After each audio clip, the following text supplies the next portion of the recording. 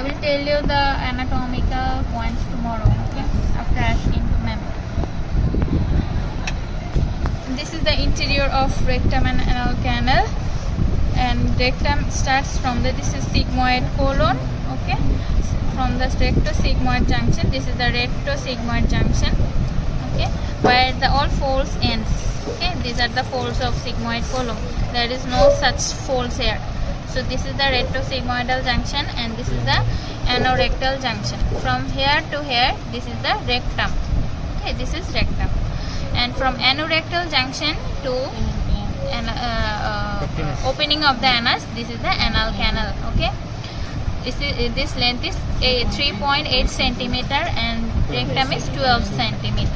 In the interior of the rectum, we can see some valves. This is the first valve. There will be second valve here, and this one is the third valve. Third valve is the most constant valve. This is the third valve. And below third valve, just above the beginning of the anal canal, there will be fourth valve. Now, this is the anal canal. So, what are the structures present in the anal canal?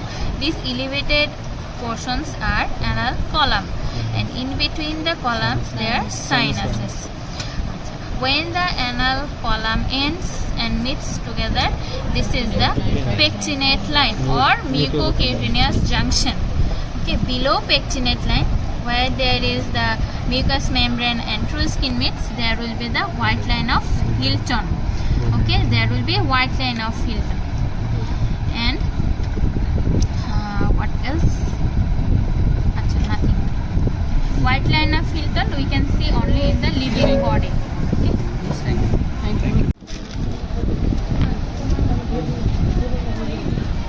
You can see here. Okay, it is the dilated part.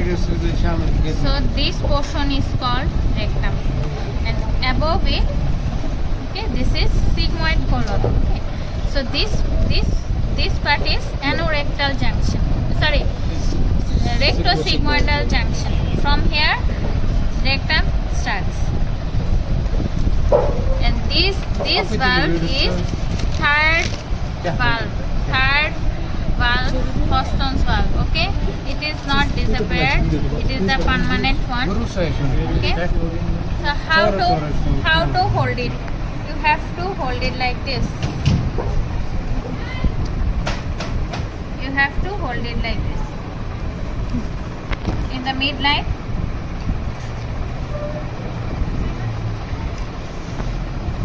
So this part is rectum. It starts from the recto-sigmoidal junction up to anorectal junction. Where is anus is starting? From here. Okay, this is the anorectal junction. This part is anus. This is rectum. Okay, and these are the valves. Okay, this valve is first valve. There will be second valve here. This is the third valve. You can see it is the constant valve, third valve, and below it, just above the anus, there will be fourth valve. Fourth valve you cannot see here properly, but this is the third valve. Okay, and this part is anus. Okay, so what are the structure you can see here? Okay, these structures are anal column. Okay, this elevated portion are anal column, and the deep pressed part in between two elevated fold, this is sinus of the anus or anal sinus.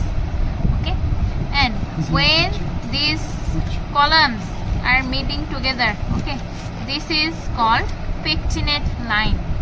Okay, pectinate line.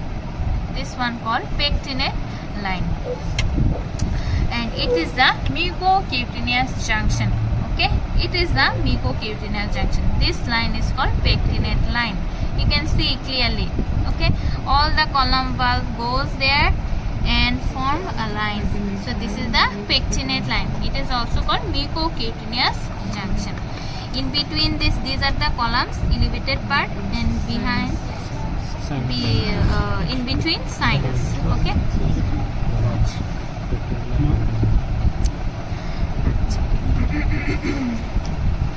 And below it, there is a small portion and here will be the meeting of skin and the mucous membrane.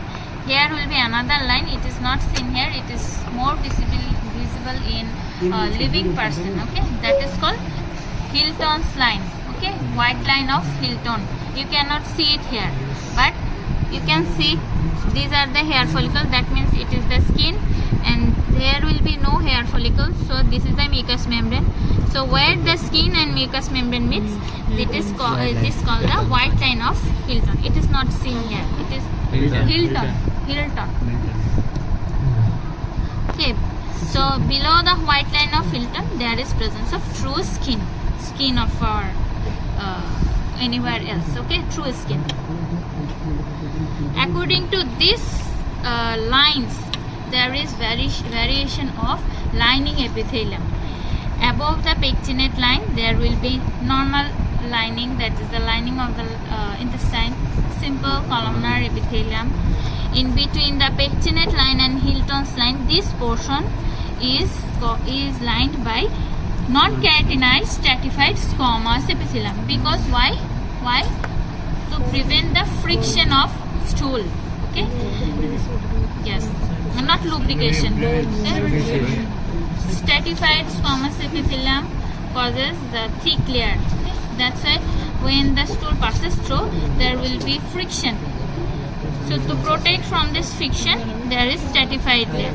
And below the white line, there will be the true skin, that is keratinized stratified squamous epithelium. Okay, very important.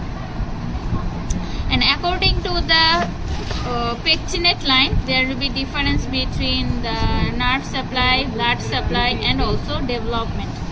According above the pectinate line, the development is from post-allantoic part of cloaca, and below the pectinate line, there will be ectoderm of proctodium. Okay, ectoderm of proctodium. That means ectoderm. Okay, that book is you can find it book. So there are two different origin, above Hilton line and below above pectinate line and below pectinate line. So above pectinate line, that is supplied by the superior rectal artery, and below pectinate line, inferior rectal artery. Okay, nerve supply also different. Above pectinate line, it is supplied by the autonomic nerve, and below pectinate line, it is supplied by the somatic nerve. Okay, autonomic nerve, sympathetic, parasympathetic, somatic nerve, the nerves. Okay, so these are the points for anal canal. Very important. This viscera is very important. Again, explain. From start. Summary. With one. Like